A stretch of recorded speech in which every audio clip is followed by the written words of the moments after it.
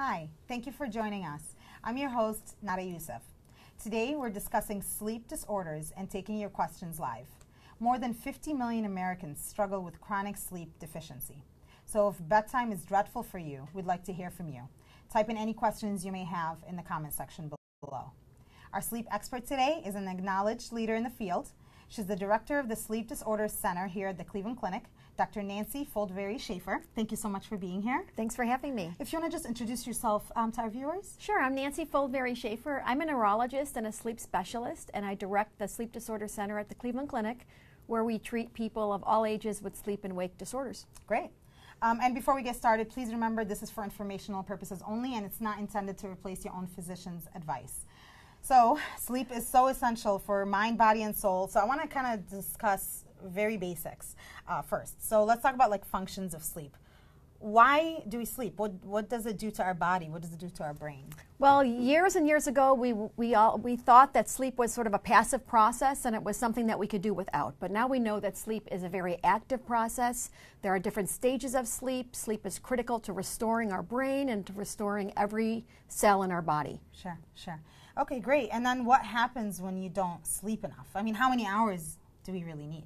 Well, that's by age. So, you know, babies sleep a lot. They sleep 15, 16, 17 hours, and that's normal. And as a child grows up, sleep requirements decline to the point where most elementary school students should be sleeping somewhere between 9 and 11 hours, teenagers 8 to 10 hours, and adults 7 to 9 hours. But recent studies show that at least 30%, maybe more, of adult Americans are sleeping less than 7 hours at night. Wow. So if you're not getting enough sleep, what's happening to my body? Because I probably not getting 7 or 8 hours sleep most of the week. Right. Maybe the weekends. Yeah, that's it. yeah. So chronic sleep deprivation is associated with a host of psychological problems, social issues, as well as medical problems. Studies show that if someone's restricting sleep to even 4 to 6 hours for a week, that's no different than being awake for 48 hours. Wow. And that means that our bodies aren't getting the restoration that is needed. Sure. This leads to a buildup of toxins in our body. It leads to a buildup of inflammatory markers that we believe underlie the development of chronic diseases like cardiovascular disease and obesity and diabetes. Now, a lot of us aren't really counting how many hours we're sleeping. We just go to bed and wake up. So what are the signs that I'm like, well, you know what, I think I'm sleep deprived? Are there signs? Yes, and some of this is actually very simple. If you wake up in the morning and you're not refreshed and you're sleepy during the day, or you find yourself yawning excessively during the day, or you're tired or fatigued, all of these are very common signs of insufficient sleep. And typically when people come to the Sleep Disorder Center, we look at that first. You know, and sometimes have people keep a sleep diary. Some people will bring in Fitbits and other sort of wearable data to the sleep clinic, and it just starts with getting enough sleep. So we'll ask people to do what they can to extend their sleep before we get concerned that they have something more serious going on.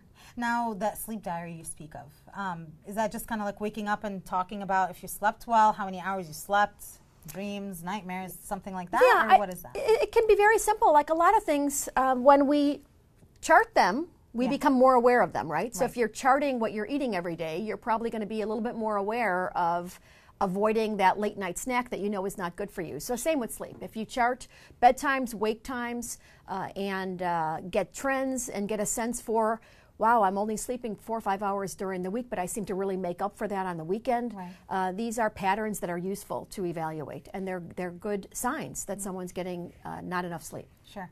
Now, all week I'm not sleeping that well. In the weekend, can I catch up on sleep? Does your brain actually catch up? So that's a great question. We always thought in the past that it was impossible to catch up. I mean, it's something that you lose, that how can you ever catch up?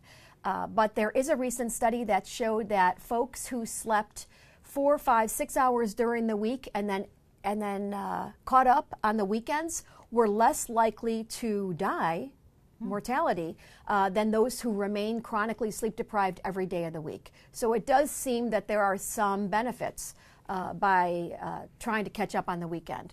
But certainly better than that is to keep a stable sleep time, bedtime, wake time every day of the week. Okay, so you just said two things. First, you're saying that if you're not getting enough sleep, you're literally taking years out of your life. Right. and then you can actually catch up on sleep on the weekends. You can catch up to some degree based on one recent study on the weekends. Better to try to catch up than to not catch up at all. Okay, well that's good. How about sleeping too much? A lot of people maybe sleep in a lot. Is that a good thing or a bad thing? Sometimes I get groggy if I sleep a lot. Yes, so actually oversleeping turns out to have some of the same consequences as undersleeping. And so there's some data that suggests that people who oversleep, first of all, oversleeping is associated with depression. And depression is associated with a host of other problems as well. But oversleeping can make people feel like they're groggy and cognitively impaired. And there are some studies that suggest that oversleeping may also cause an increased risk of cardiovascular disease, diabetes, obesity as undersleeping. So best is to try to find that sweet Good spot. balance. Okay. Can we talk about the stages of sleep? I know REM is one of them. That's all I know. But what are the stages of sleep? So there is non-REM and there is REM sleep. And sleep, at the beginning of the night, sleep begins in non-REM. Stage 1 and 2 are light non-REM stages. So we sort of pass through those to enter into deeper stages. So deep non-REM is also called delta sleep or slow wave sleep. Okay. Deep non-REM sleep is very important for cellular recovery of the body. It's important for growing for kids, so growth hormone spikes in non-REM sleep so that bones and muscles grow, and it's important for immunity, so it protects us from infection. REM sleep is the stage that comes after deep non-REM sleep, and REM sleep is critically important for brain function, particularly learning and memory. So the memories that we build on over the course of the day really get ingrained into the brain in sleep. And so also recent studies show that students who stay up all night, really don't do better on tests, even though they've put more hours in, because they've deprived themselves of the sleep that was needed to really ingrain that memory into the brain. So you're better off looking at your notes before bed, getting a good night's sleep, and you'll more likely remember the material much better than if you just stay up all night. So a lot of people think when you're sleeping, you're sleeping. Nothing's really Nothing's working. happening. Yeah. But you're saying that your brain is actually working quite a bit. When you're sleeping. Yes. Sleep is an active process for the whole body, and REM sleep is closer to wakefulness in terms of brain activity than non-REM sleep. Really? Mm-hmm. Wow. So REM sleep. Let's talk a little bit about REM sleep. That's rapid eye movement. That's when we were dreaming, right? Right. And this is when your brain is processing. Yes, brain is very active during REM sleep. There's a lot of vivid imagery that's happening. There's a lot of memory consolidation that's happening. The eyes move, which is why it's called rapid eye movement sleep.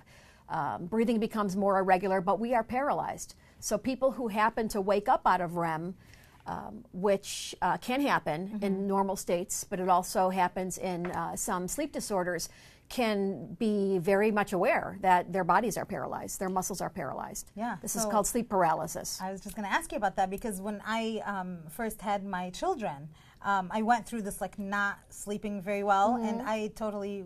It was a freaky where you're awake or you think you're awake, but your body's paralyzed. You're not moving. Yeah, and it can take a few minutes to sort of work through, and it can be very frightening. People feel like they're not breathing. Yeah. But in reality, their critical muscles are working. But skeletal muscles, like our arms and our legs, cannot move. It takes a few minutes. And that's because another interesting concept, I think, is that wake and REM and non-REM sleep are not mutually exclusive. There's overlaps between them. And so in some states, like in people with narcolepsy, for example, people with narcolepsy have a very floppy sleep switch, so to speak. So they're sort of flopping in and out of stages of REM and non-REM and wakefulness. And so they can wake up with pieces of them all. So brain's awake, you're pretty sure you're awake, but your body may still be in the state of REM sleep. There can be that dissociation. And while that's an extreme case with narcolepsy, when we are very sleep deprived, normal people can have that same kind of thing happen. I see. Now, how many REM cycles what is normal? How many REM cycles should you go through in a 7 to 8 hour sleep? Well, we should probably be going through 5, 6, 7 sleep cycles. So a sleep cycle sort of begins with wakefulness, and we descend into light non-REM, deep non-REM, and then REM, and that's a whole cycle. So probably 5 of those is pretty typical, sometimes 6 or 7. And what's important is that non-REM deep sleep is front-loaded. We get more of that in the beginning of the sleep period and more of our REM at the end of the sleep period. So if we are going to bed on time but always wake up at 4 in the morning because we have depression or because we're cutting sleep short to do other things, chances are we're cutting a few hours of REM out of our sleep cycle. So what messes with REM? And I've heard alcohol might mess with REM. It puts you to bed faster, but you don't really get into the REM sleep. Is that true? Yes. Or substance abuse? Yes. There are many medications and substances that suppress REM sleep, and then as they withdraw, like alcohol, can actually rebound REM sleep. So there can be abnormalities associated with that. But sleep apnea, for example, is particularly likely to present in REM sleep because in REM, again, we're paralyzed. Yeah. So the muscles of our chest wall that normally would help us breathe in sleep are not working well, and so the airway can collapse more readily, and people can have very long sleep apnea episodes where the heart rate changes significantly and oxygen levels really go down. Yeah, I'm glad you jumped to sleep apnea. That was going to be my next question. Widely undiagnosed, what is it and how common is it? Okay, so sleep apnea is one of the most common reasons why people come to sleep centers. It affects moderate to severe sleep apnea, which means that during sleep, at least 15 times per hour, there's an apnea episode, an episode where the airway is collapsed and therefore, or partially collapsed, and therefore the brain waves have to wake up to say, breathe or oxygen levels drop. 15 times or more an hour occur in about 10 to 17% of men, 3 to 9% of women or so. And what's most important is that in this country, we estimate that 85 to 90% of people with sleep apnea don't know they have it. And moderate to severe sleep apnea, those are the statistics just for moderate to severe disease. It's much more common if you consider all ranges of disease. Even people with mild sleep apnea may be at risk for some problems, particularly daytime sleepiness and poor performance, as well as mood changes. So it's a very common disease and grossly under-recognized and very treatable, and is associated with cardiovascular events, including sudden death and arrhythmias and hypertension, as well as diabetes and obesity. Now, you said that a lot of people don't know they have it, like the mild sleep apnea. What are the signs? What do you know? Like, don't people wake up gasping for air? Is that if it's only extreme? Yeah, that's a sign. Gasping for air or waking up feeling like you're breathless or choking is one sign. Snoring is the most common sign. Now, not all snorers have sleep apnea, but snoring is usually the first symptom. And daytime sleepiness, fatigue, tiredness is another symptom. And then there are many others too, like waking up feeling waking up too many times at night for unclear reasons, waking up and using the bathroom a lot, cognitive impairment, memory problems, even sexual dysfunction in men and in women, morning headaches. So there are many symptoms. I think the challenge is that physicians aren't all really well trained in recognizing sleep apnea. Sleep disorders is not something that most of us learned about in medical school. And so there's a lack of knowledge in the medical community. And it really depends on a bed partner often, like telling the patient that, you're snoring, you're stopping breathing, it's scary watching you sleep. And so we don't often have that. Sometimes bed partners aren't paying attention, and not all of us have bed partners. And so it's something that people, I think, forget to bring up when they're at their primary care visit once a year. Yeah. And so it can go missed for many, many years. Yeah. Now, what are the causes? What are the main causes for sleep apnea? Well, obstructive sleep apnea is the main type of sleep apnea. Okay. By far, it's the most common. And this is upper airway collapse in sleep. And so this is due to sort of floppy muscles in the back of the throat that is most commonly happening in people who are overweight. Men more than women, but after menopause, women are equally affected. And probably about 25 to 30% of this is genetic. So there are folks with obstructive sleep apnea that are not heavy. So you wouldn't really recognize all of them. Sometimes there is obstruction in the airway, like big tonsils or other kinds of obstruction in the airway. In children, there may be genetic disorders or neurological conditions or some other disorders that might predispose them because of some craniofacial problem. But obesity, increasing age, and at least in middle-aged adults, male gender, are three of the primary factors. And if left untreated, how serious does this get? If it's moderate or severe sleep apnea, observational studies show that untreated patients have an increased risk of heart attack, stroke, cardiac arrhythmias, obesity, diabetes, sudden death, let alone the cognitive impairment and the daytime sleepiness and the impaired quality of life, and those increased motor vehicle accidents, underachievement in school. Wow.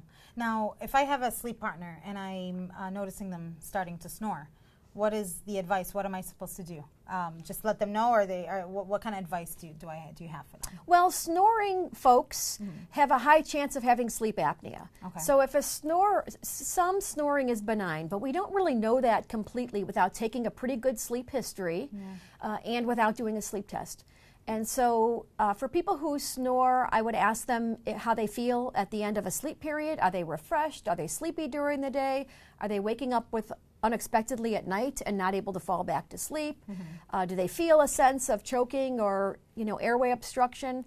All of those things are important. And sometimes people have no other symptoms, but they have a medical disorder that might have been caused by sleep apnea. Sure. So a younger person with elevated blood pressure, or somebody who's gone into atrial fibrillation, a common cardiac arrhythmia, or somebody who's got prediabetes, those hemoglobin A1C values are up. Sure. Folks who really want to optimize their health, who snore, really ought to get an evaluation, because treating sleep apnea can reverse all of those things I just mentioned. And on rare occasion, a patient might come off their blood pressure medication because their high blood pressure really turned out to just be sleep apnea. Wow. So sometimes the sleep history helps a lot, and other times I'm fooled. I do a sleep study and really don't think this person probably has significant disease, and I'm surprised. And I've been doing this for over 20 years. So that sleep diary sounds like that's exactly when that would help. A sleep diary is helpful, and then a sleep study. So obstructive sleep apnea is one of several sleep disorders that require a sleep test. Okay. And this test can be done in a sleep laboratory, or now it can be done at home in certain situations. So we do home sleep studies that are meant to confirm the diagnosis of sleep apnea when we really think that patient has it. If we're really not sure what they have, it's much better to sleep in a sleep laboratory, because we can put wires on the brain to record the brain waves, wire up other parts of the body to really see what's going on at night. But there's a subset of people with sleep apnea where we know what we're dealing with, and really all we've got to do is do a sleep study. It can be done at home with a few sensors, 3-4 sensors that people can apply on themselves. We can get those results really quickly and start treatment very quickly. Sure. What is the treatment for sleep apnea? There are several different treatments. And so sometimes for people with very mild sleep apnea, we may see on a sleep study that the obstruction of the airway only happens when people are sleeping on their back. Yeah. So for a small percentage of people, we just say, let's teach you how to sleep on your side with a body pillow or some other kind of mechanism. Some people need to lose some weight and can show that after they've lost weight, their apnea lessens. And other people use devices like Cpap, continuous positive airway pressure. So these are the pressurized masks that can be placed inside the nose or over the nose and mouth. This is Cpap, or positive airway pressure, that has been sort of our gold standard treatment for many years. But now we have other alternatives for people who can't tolerate Cpap, or where maybe Cpap is not desirable for some reason or another. So there are oral appliances, and these are dental devices that really need to be manufactured to meet the needs of an individual by a dentist, that help to pull the jaw forward to create space in the back of the throat. And then we've got a newer treatment in the last couple of years, which is a revolutionary treatment, which is hypoglossal nerve stimulation. This is a nerve stimulator made by Inspire, and I think we'll see other kinds of devices like this too that allow people to not be tethered to a Cpap machine. Yeah. So what kind of treatment is that? What do they do exactly? So the hypoglossal nerve is one of the cranial nerves that comes out of the brainstem, and it controls the movements of the tongue. So when the hypoglossal nerve, a certain part of the hypoglossal nerve is stimulated, the tongue sort of protrudes from the mouth. And so this is a stimulator device that's implanted under the skin in the chest, like a pacemaker would be. Yeah. And it's wired up to this nerve in the neck. And it also wires down to a space in between the ribs here to measure, to sense breathing. And this device can be activated with a magnet by the patient at night. And during the night then, the device stimulates the tongue to sort of protrude out of the mouth, creating space in the airway. Wow. Now this treatment can be very effective for treating sleep apnea, but there are clear criteria that must be met for people to meet this. Otherwise, we'd be implanting devices like this, knowing that the outcome is probably not going to be superior to Cpap. So it's important that people go to a center, a sleep center, and be evaluated by an expert who knows, a team of experts, including an otolaryngologist, usually with a sleep specialist, to screen you for this kind of device, which then ends up meaning that only a subset of people with sleep apnea right now are probably eligible for this kind of treatment. I see. And you said this was called Inspire? Inspire is the manufacturer. It's called hypoglossal nerve stimulation. Wow. Okay, mouthful. All right, so let's jump on to insomnia. Okay. I want to talk about insomnia, what that is, and how common insomnia is. So insomnia is also a very common sleep disorder. We estimate that about 10, maybe 15% of adult Americans at any time in their life have chronic insomnia, which is recurrent nights of sleeplessness for at least 3 months of a period of time. All of us probably have experienced a sleepless night once in a while. Yeah. Acute insomnia happens commonly in people who've lost a loved one or lost a job. Sometimes even with travel, like jet lag, there might be a period of acclimation back home. But chronic insomnia, again, 10 to 15% of adults, has some of the same consequences as sleep deprivation, as we talked about earlier. Sure. And most notably, things like mood disorders. Depression, anxiety are very co-connected with chronic insomnia. Substance abuse, and sometimes people begin to use substances to help it'll sleep. Help them sleep. Right, Yeah. absolutely. But sleep loss from chronic insomnia can clearly cause people to have trouble struggling at work and struggling at school, behind the wheel, cognitive issues, depression, and all of the other cardiovascular and health effects that come from chronic sleep loss. Women are more likely to be affected than men, in contrast to the sleep apnea story. Wow. Again, after menopause, women are equally affected, but generally women outnumber men when it comes to insomnia by 2 to 3 to 1. So you're saying you have to have insomnia for 3 months to be diagnosed with insomnia? Is that correct? For chronic insomnia. For chronic so insomnia. Most sleep disorders officially sort of have symptoms for at least a period of 3 months of time before they can be diagnosed as a chronic sleep disorder. So do they need is like a behavior modification, some melatonin, or what kind of treatments? Yeah, so there are a variety of treatments. Of course, many people now use melatonin, which is really not the best sedative hypnotic. Melatonin is actually very effective for what we call phase shifting. So for example, night owls are people who, some night owls are really genetically wired to sleep the way they do and to not feel sleepy till 2 in the morning, and that's because their melatonin secretion in their brain is delayed. So those folks really benefit from melatonin therapy. There are a host of sedative hypnotics that are prescription drugs. Of course, there are many things people can buy over the counter, but the therapy that works in a more sustained way, comparable to sleep aids and in fact superior to, is cognitive behavioral therapy, which is sort of a host of strategies that people can learn in a variety of ways to help them sort of unlearn bad sleep habits and learn good sleep habits. So there's a cognitive piece, and then there are behavioral components of this.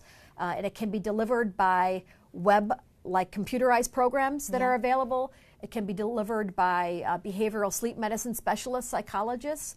And most medical professionals are beginning to sort of understand some of those aspects.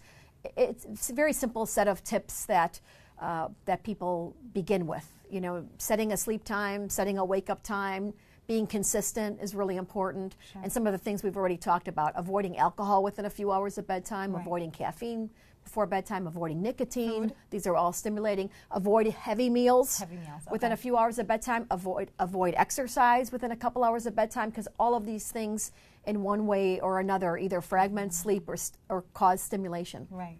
Okay, great. Now, to ensure a good night's sleep, what is the sleep hygiene from the sleep expert? What would you say what to do, what not to do? Yeah. I know sleep in a cold room is a huge one because that affects me big time. Yeah. But what else do you have for me? and I think it's important to say that, we all have an individual need for a certain amount of sleep. We're all vulnerable to different things, yes. I think. And so really you've got to come up with a bedroom and a sleep space that works for you. Yeah. Some people like it colder, some people like it warmer. Some people aren't bothered by a TV in the room, but for people who really want to optimize sleep, it should be no electronics in the room. Yeah. It should be no getting in the habit of eating in bed and playing on the phone in bed. Yeah. You know, really the bed is for sleep, and the lighting needs to be down, and we really shouldn't expose ourselves to bright light at night. But probably the most important thing for ensuring chronic good sleep is to set a bedtime and wake time, and more important is the wake time.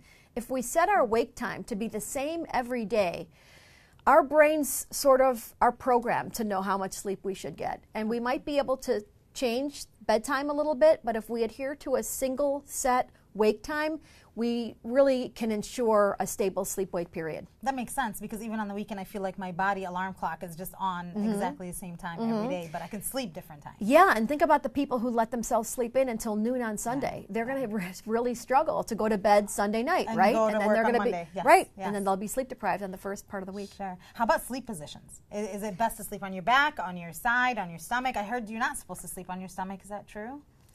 Well, you're not supposed to sleep on your back if you're at risk for sleep apnea, because when we're on our back, the gravity of the tongue moves forward, you know, and then that further collapses the airway. So there are folks, as I alluded to, who have sleep apnea only when they're lying on their back, or who snore worse when they're on their back.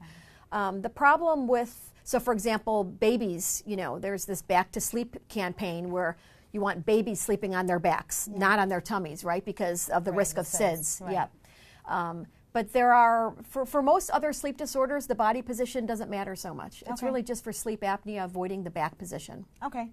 I'm going to ask you one more question, and then I'm going to go to live because we're getting a lot now. But I want to talk about naps, because I'm I would say 10-minute power nap. You know, it takes me a half hour to get there. Yeah. But there's people that sleep for 2-hour naps. Yeah. What's normal? Is it normal? Well, naps are okay. They should be earlier in the day, like before 2, 3 in the afternoon, and they probably should be less than an hour. Even better is, you know, for people who can power nap for 15, 20 minutes, that's great. When you get into the hour or longer, you risk getting into those deep stages of sleep and then waking up with something we call sleep inertia. You know, that groggy feeling where you don't even know where you are. Yesterday, and you have no idea. And then the nap may not even be refreshing. And worse yet, probably you've slept off some of your sleep debt, so you might have trouble sleeping tonight. You know, because as we wake up in the morning, what happens from wakefulness is that we're creating a debt. You know. And at some point, we need to sleep it off. Okay. And so if we let ourselves sleep it off too early in the day, we might compromise nighttime sleep, and then that could create this variability in wake times and bedtimes, which leads to chronic problems. So if you take a nap, no longer than an hour. Right. Okay, great. All right, let's take some live questions. I have AJ. How can one keep their mind calm when trying to sleep and stress about activities and things to come before heading to sleep? That's a good one. This is a great question. This is part of the most common chronic insomnia of adulthood, which is an insomnia where people are ruminating at night, and you can't turn off your brain, and then eventually what happens is that there's a habit that I'm going to ruminate at night, and I'm going to be thinking at night, and so people begin to expect that and then can't undo that.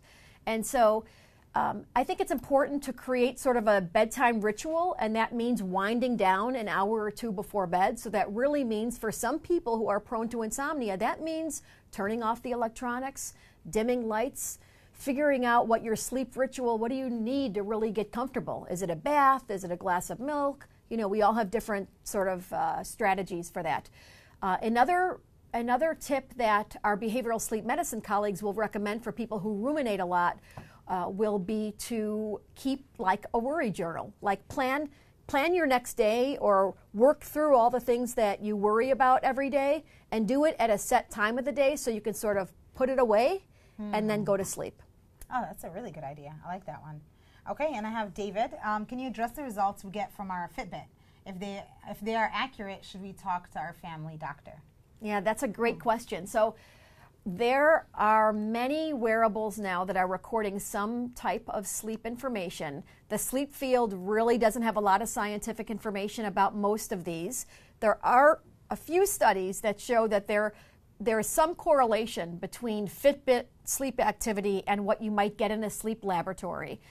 So what I would say, since there's not a lot of information yet on this, is that if you're keeping track of your sleep and you feel that the results of the Fitbit kind of fit with whatever you're feeling, you know, if your Fitbit results say you're getting restful sleep and you feel great during the day and you feel rested in the morning, you're probably a pretty good sleeper, and maybe that's not a problem. But if your Fitbit is telling you something that sleep is not right and you feel unrefreshed, you need to nap during the day, something's not right, you're not thinking clearly, I think that's appropriate to take to your doctor. So listen to the signs that your body is Yes. giving you, really. Because sometimes your Fitbit will tell you it'll tell you every time you go on REM sleep and how many times you've went. So I wonder if that's accurate as well. Christopher, I often wake up with my heart beating fast and being out of breath. Can snoring be the reason for sleeping bad? Well, that sounds like sleep apnea. So snoring is the sound that the muscles in the throat make. It's the vibration sound that the muscles in the throat are making to keep the airway open when the airway's getting floppy. Most snorers stop breathing, and that's called apnea. And it sounds like you're having more than snoring. That sounds like you're having sleep apnea. So that's definitely something to talk to your doctor about, and that's something that would require a sleep test to confirm. Okay, great. Thank you. Kelly, any tips for someone who started a third shift position over a year ago and just can't get used to that sleep schedule? Okay, we hadn't touched on this. So shift workers are at very high risk of being chronically sleep deprived because our bodies and brain sort of tell us when we should be sleeping, and we should be sleeping at night. This is the circadian rhythm. And we should be awake during the day, and shift workers are just forced to do the opposite. So again, some people are very able to adapt to this, and others just are more vulnerable to the effects of chronic sleep loss. And so we call this shift work disorder. Shift workers who end up getting chronically sleep deprived and then have trouble performing, trouble thinking, are very high risk for accidents and injuries on the job and driving home from work. There is a medication that's a wake-promoting medication that's FDA approved to help people stay awake when they're shift workers. But that really is sort of treating the symptom. It's not really getting to the root of the problem, which is the chronic lack of sleep of shift workers, which I don't really have a great answer for. But the literature is showing us that shift workers are higher risk for the same cardiovascular problems, diabetes, obesity, and this is probably because of this chronic lack of sleep. Wow. Now it's vacation season, school's out. What do you say about jet lag? Any advice for travelers? Well, jet lag is also very individual. You know, some people manage to not have trouble at all, and others have a lot of trouble. So when people are traveling more than a couple time zones away, they may be at risk for jet lag, and we will use melatonin sometimes for jet lag. And there are online like jet lag calculators, so you can actually go online and figure out where you're traveling to, and so what time should you take melatonin. This is a very important point, that depending on which direction you're traveling and how many time zones you're traveling, the timing of melatonin is critical. If you take it too late, it can give the opposite effect. Wow. So this is something that's worth consulting a sleep specialist about if you're really traveling far and you have problems like this, or going online to see if you can figure it out with a jet lag calculator. How long does it take when you consume the pill? Like 45 minutes, 20 minutes? Well, there's some sustained release products and some regular, but really it's about starting to take melatonin several hours before your new bedtime when you travel, and then maintaining that timing of the melatonin at your destination site, and then on your way back, changing it to the time of your return, your bedtime when you return. So it's a little confusing, and so it's worth looking into that and reading online to think about the timing of it. Great. And then Jessica, is it a bad habit to use TV to fall asleep? I can't sleep without the TV on. I know so many people like that. Yeah, so many people are like that. So, I mean, really most people have electronics in their bedroom, and for many folks, they've incorporated it into the sleep ritual, right? It's part of the sleep ritual, and it works. So it's hard to argue with that. But for the 30% or so of Americans who have insomnia or sleep apnea, maybe more than 30%, if you know you've got a sleep disorder or you have symptoms of a sleep disorder, it's only made worse by not really protecting your sleep and adhering to really good sleep hygiene practices.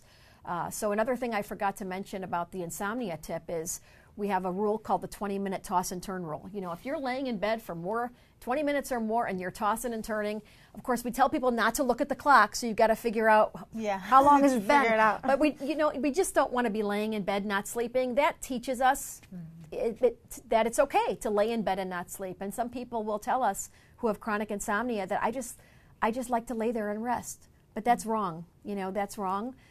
We want to really try to do everything we can to protect the bed for sleep. Okay. And so having the TV on in the room is generally not advised. Okay, now I have a personal question for you. I don't have a TV in my room, but last night I was tossing and turning probably for hours. So after 20 minutes, if I know that I'm not sleeping, am I to get up? Or sometimes I'm like, I'm just going to close my eyes and just after 20 minutes, you should get up. You should go into a different room. You should do something else, not stimulating, you know. Read something that's kind of, you know, the newspaper or something that's not going to really get you going. We don't want people like finishing the last chapter of a great novel, you know, at 2 in the morning. I have patients who will iron, you know, boring tasks, and really not get back in bed until you feel like your eyelids are droopy and you really feel like I can sleep now. It doesn't seem right to all insomniacs to do this, and sometimes people will come back to the clinic and say, I was up and down all night. Yeah. But part of undoing a long-term bad sleep habit is working through it, and this staying out of bed when you're not asleep is critical for insomniacs. Okay, great. Thank you. And then I have Ginger. Is there any kind of mouthguard that can be used for sleep apnea? I have seen advertisements recently. Yes, so there are many different oral appliances. We, as sleep experts, do not advise that people buy things off the shelf because these oral appliances are meant to really pull the jaw forward. And with that comes the tongue and some of the muscles in the back of the throat to create space in the back of the throat. These potentially can cause some problems with dentition and TMJ, joint pain. And so really these ought to be done under the guidance of a dentist, and dentists can manufacture these devices that are specifically for your mouth with your dentition. And that's probably the safer strategy for using an oral appliance than buying something off the shelf. What about teeth grinding? Teeth grinding is common, and most of the time it's not associated with any other sleep disorder. And when dentists say that, you know, you're wearing down the surface of your teeth, they may recommend sort of an off-the-shelf sort of appliance just to protect the surface of the teeth. But that's not something that's going to treat sleep apnea. Right, right. And now teeth grinding, it's really hard to tell if you're doing it, right? I feel like you would have to. I started hearing my kids grinding their teeth during vacation when I let them sleep in my room. But other than that, I had no idea it was happening. Yes. I think that's common, that a dentist will say, you know, the child's teeth are wearing down. Right. And so they must be grinding. Yeah. Some people seem to know it. They seem to recognize it and feel some pain in their muscles, in their cheeks, in their jaw. But yeah, I think more often we see it on a sleep study and we just happen to see it and people really don't recognize that they've been doing it. Okay. Sue, I'm on the sleep apnea machine at 18 titration, and every morning I have trouble breathing. Why is that? Well, you're getting blown away with pressure. So you may, based on a sleep study, need 18 centimeters of water pressure blowing constantly through your machine to keep your airway open. But some folks can't tolerate that. It could lead to swallowing of air, and it can lead to worsening sleep apnea. So the C in Cpap stands for continuous. So continuous positive airway pressure means that you're blowing, that machine is blowing 18 centimeters of water pressure in constantly. So that may be fine when you're breathing in, but then your body and your chest wall has to breathe out against that positive pressure. So if you're having problems with how you feel in the morning after being on a machine with that high of a setting, even though it might have been medically appropriate, there are alternative modes of PAP therapy, like an automatic titrating device and something called bi-level PAP that allows you to set multiple settings, 2 settings, one during inhalation, one during exhalation. So it makes it easier to breathe out all that positive pressure. So that is definitely worth bringing back to your sleep doctor. Very, very good. Thank you. Chris, I've been diagnosed with obstructive sleep apnea, but have difficulty wearing the mask. Are there any remedies to the mask? Well, there are lots of ways we sort of salvage sleep apnea masks. Many times when people come to the clinic and they have problems with CPAP, we find that they have the wrong size mask, they're on a machine that's not the ideal mode, as I was saying a moment ago. And some folks just can't tolerate CPAP. But there are lots of ways to salvage it. So before you give up, I'd highly suggest that you see a sleep expert to think through really what your available options are. If your sleep apnea is mild, there might be alternative options. If you meet criteria for the hypoglossal nerve stimulation, that might be a great option. And then if you meet criteria for an oral appliance, that too can allow you to not use CPAP. So there are many alternatives, and sometimes people it takes a long time for people to get back to a sleep center to really explore those. So I wouldn't give up on CPAP until you go back to your sleep doctor and see if you qualify for any of those other remedies. Great. Scott, I've lost 160 pounds. Is it possible I don't need my CPAP anymore? Yeah, good for you, Scott. So yes, it is. Now, not everybody, even after extreme amounts of weight loss, normalizes their sleep apnea. So we see people routinely who are going for bariatric surgery, various types of weight loss surgery, and sometimes they come back to the sleep clinic disappointed because we repeat a study after they've lost 100 pounds and they still have sleep apnea. Usually the sleep apnea is milder, and if it's milder, that often means that the pressure settings on the CPAP can go down, and on occasion it means that maybe there's an alternative therapy to CPAP.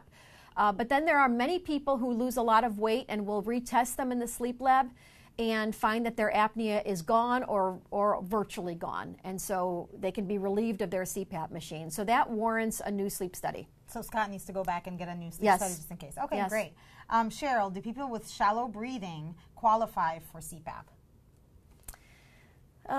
That's very difficult. People who qualify for CPAP are people who have sleep apnea, which means that you've got at least 5 times per hour where you obstruct your airway on a sleep study, and you have some symptoms from it, or you obstruct your airway 15 times per hour. And rarely we use these machines, not CPAP, but another kind of PAP, for people who have low oxygen levels, but not simply for shallow breathing. So I'm not sure shallow breathing can happen from a number of causes like chest wall diseases and neuromuscular problems. So that's probably worth undergoing a sleep study to see if you in fact may have sleep apnea, because some people with sleep apnea wake up and just feel that breathlessness and sort of assume that they've been breathing in a shallow way. Interesting. All right. And then I have Linda. How do you handle legs and arms that just keep moving? Is that restless leg syndrome? So restless legs is also a very common sleep disorder. 10-12% of the adult Caucasian population in the United States, a little less in African Americans. But this is also a common disorder, and this is a disorder characterized by an urge to move the body. It's called restless legs because it was first described as legs, but some people have restless arms and some people have restless bodies. So the key thing is it's an urge to move the body that is relieved with movement that happens when you're at rest and at night. Many people with restless legs have low brain iron levels, and so we do a blood level of a protein product that carries iron, and sometimes the treatment is simply iron replacement. But restless legs requires those additional features, not just the movements and the movements at night, but the urge to move before bedtime that's relieved by movement. Okay, speaking of movements, I remembered a question that I had for you. Sleepwalking. Is that normal? Because I know some people that sleepwalk, and what to do when you notice someone sleepwalking. Yeah, so sleepwalking is not uncommon in children. But it's a genetic disorder, we believe. So it tends to run in families. Most childhood sleepwalkers are going to go in remission, meaning it's going to go away as they get older. But sometimes it doesn't go away, and sometimes it recurs in adulthood, usually under situations of extreme stress or sleep deprivation. Okay. But there are a host of medicines on the market, including some of the drugs that are prescribed for sleep disorders like Zolpidem, a drug that is commonly used for insomnia that can activate sleepwalking. Okay. And so sometimes we'll hear about sleepwalkers, sleep drivers, It'll activate the sleepwalking. Yes, it can cause episodes of sleepwalking in somebody who's not otherwise genetically predisposed to sleepwalk. So fortunately, most of the time, sleepwalking is a rather benign thing, but some people walk routinely to the kitchen and eat and sleep eat. And eat. Wow. And there are folks who can sleep drive, and so these kinds of behaviors can get people into trouble. What's really important is to ensure that you're getting enough sleep, not letting yourself get sleep deprived, and managing stress, because those are the two things that tend to activate in sleepwalkers. So what are those chemicals doing to our brain that are making us sleepwalk or do things that we are not aware that we're doing? Okay, well, sleepwalking is one of the non-REM sleep, deep non-REM sleep disorders of arousal. So there is a faulty arousal system that causes an arousal out of a deep stage of sleep that is followed by automatic behaviors that we can do during wakefulness but normally wouldn't do during sleep. That is abnormal. And again, there's probably some genetic predisposition for those kinds of arousals. Sometimes children will have night terrors, screaming, inconsolable screaming in sleep, and sometimes we will see what we call confusional arousals, which are this dysfunctional arousal from sleep that causes people to sort of look around and appear confused. Can happen in children, can happen in elderly people, and those folks might not get out of bed. So there's the spectrum of confusion in bed, but I stay in bed, to screaming, to walking and eating and doing other things. And this is all thought to be genetically due to some faulty arousal system out of deep non-REM sleep. Now, if you see, like, my daughter sleepwalking right now, what do? Do I wake her up? Do I just let her go? I mean, she might hurt herself. Yes, what do you do with yes. that? The best thing to do is, first of all, if you know you've got a sleepwalker in the house, is to protect the environment. Okay. You know, and so for people who are sleeping on the second story and have to be, you know, you can put some sort of a bell or something on the door, or you know, something to wake other people up in the household. Make sure that windows are locked, and so people can't, you know, jump out of windows and fall downstairs. So some of that kind of stuff. What we typically instruct on is not to like shake a patient awake, because this person's in deep non-REM sleep. And sometimes these disorders happen out of REM sleep, where there can be active dreaming. And someone can be dreaming about being chased by a murderer or something like that. And so you really don't want to abruptly shake people awake. They may act out against you. Sure. So best to sort of coax a sleepwalker back to sleep, sort of gently coax them. Okay, great information. Thank you. Jake, any suggestions for those with tachyosis, aortic arch syndrome, lower vascular narrowing, who experience right leg restlessness, leg pain, like pins and needles? One idea circulated is to use a cold compress, which is a cool damp towel. And thanks for your thoughts. Oh my gosh, that's a hard question. So yeah, it's loaded. That's a hard question. It is loaded. So any cardiovascular disease, you know, folks who have any kind of sleep complaints and have cardiovascular disease like valvular disease really ought to be evaluated carefully for some type of sleep disordered breathing, some type of sleep apnea, because there's treatments. And those treatments can reduce vascular events and can protect heart function and allow the heart to rest at night. There are also people who have restlessness or restless leg syndrome associated with sleep apnea, and simply treating the sleep apnea makes that restlessness go away. And so that's something to consider as well.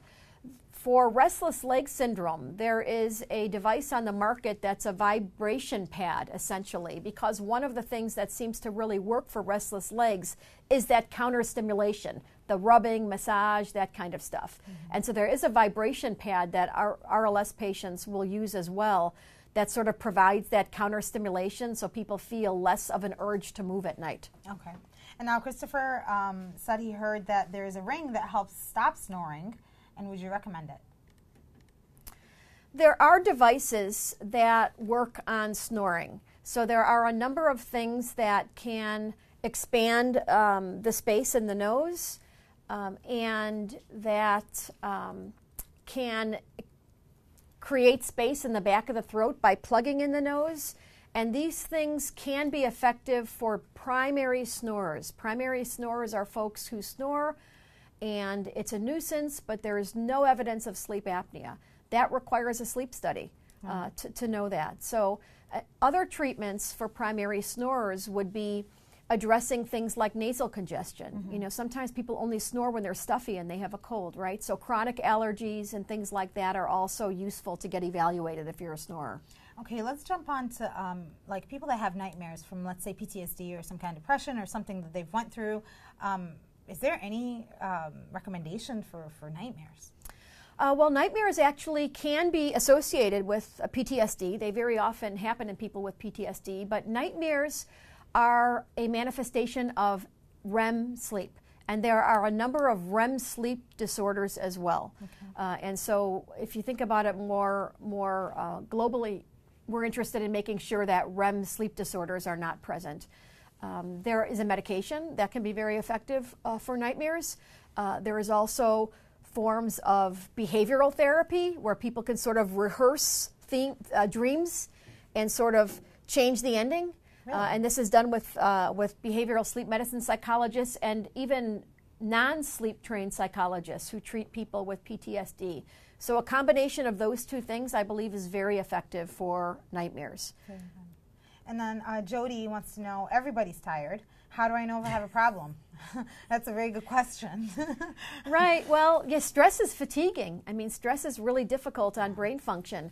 But everyone shouldn't be tired if everyone were getting, 7-8 hours of sleep. I think sleep deprivation is an epidemic in this country, and most of us are not paying attention to it. So I would challenge you first to, keep track of your sleep, see if you really are getting at least 8 hours of sleep.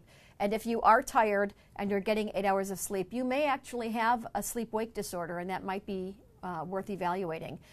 There are many scientific studies now that focus on tiredness and the effects of sleep deprivation. We know that just being awake for 16, 17, 18 hours, which is how we are in the evening, sure, leads us to have motor performance and cognitive performance comparable to having a blood alcohol level of 0.08. Which is legal intoxication in some states. We need sleep. Yeah. We need 7-8 hours of sleep at night. And if we're getting that, but we're only getting that once in a while, we're chronically sleep deprived. And that really is the most common cause for sleepiness and tiredness in our society. It's crazy what a good sleep can do. Yes. Okay, one last thing for you before I let you go. I'm a very light sleeper. I mean, since I became a mom, I'm a very, very light sleeper. I can hear every little thing. Any recommendation? Well, it's important. Without drugs, without melatonin, without any of these sleep aids. Well, what do I do? Well, I mean, people use earplugs now. There's so much environmental noise and stuff happening anymore, right? We don't really protect our night times anymore for quiet time. Right. So some people who are light sleepers really benefit by making sure that window treatments are covering, the whole window, so light's not coming through, that sounds are quiet, keep pets out of the room, and probably earplugs. Keep pets and children out of the room. Yes, pets and children. All right, well, that's all the time that we have for today. Is there anything that you want to kind of close with? Well, I mean, I just want to say that sleep is as important as diet and exercise, and we really spend a lot of time focusing on how we eat and how we move during the day. A recent study, actually, the National Sleep Foundation came out with a poll earlier this year that showed that only 10% of people prioritize and value sleep over all of these other things we do, our hobbies, our diet, and our exercise. So if you just think of it as one of those critical things you need to manage, like diet and exercise, I think we'd all be a little bit better off. This information is critical. Thank you so much for being You're welcome. here today. It was fun. You. And as for our next Facebook Live, we'll be back next Wednesday at 12 p.m. Eastern Standard Time. We will have on Chef Jim Perko from the Wellness Institute as he prepares a dish you can cook up for Father's Day. He will be making grilled salmon and pesto green beans, a recipe that you will love and that will love you back. And for more health tips and information, please follow us on Facebook, Twitter, Snapchat, and Instagram at Cleveland Clinic, one word. We'll see you again next time. Thank you.